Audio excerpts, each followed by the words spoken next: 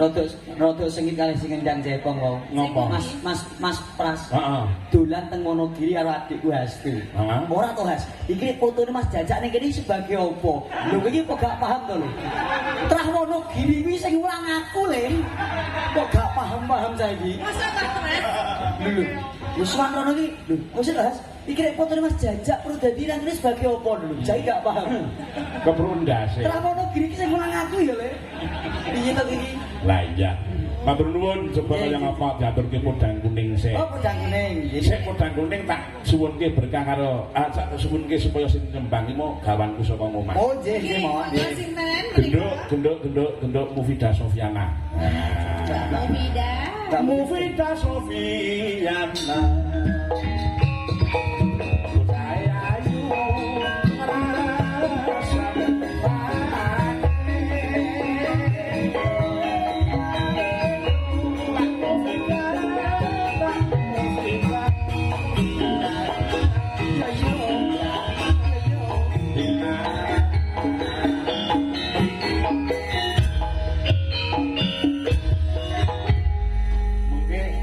Asmarane niki panjenengan juga saka kadang kinasih saking Jepara menika sapa dik Mas Pak Priyambodo.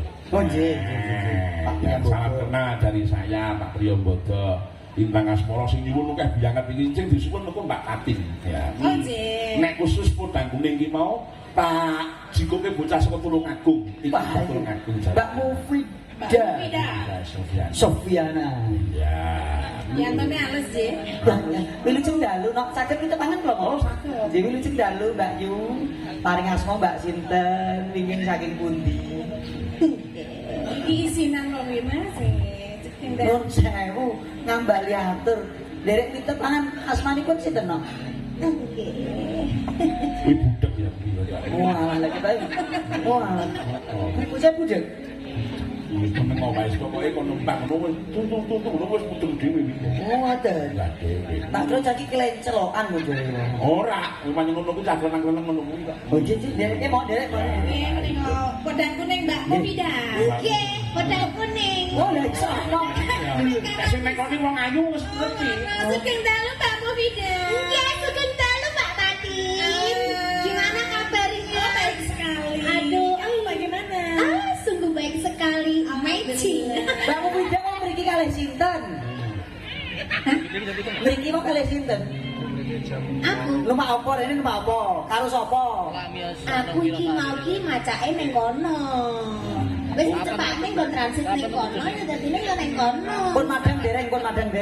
Aku wis bar pipis mandi. Wis darno wae reng. Wis kenapa nggih. Ya, podang kuning digawe karo Tulungagungan. Oke. Oke ya. Langsung aja. Mbak Tetin kesane lenggah. Mas Gareng kesane lenggah. Iki mergo pola iki kok nek ngelang ati-ati, nyen laku wong pirang-pirang. Oh iki panjuwune WMC kok iki kok WMC nek karo Mufidah gandrung. Suarane ora wonge. Awas, tanggung. Ya, monggo. Ya.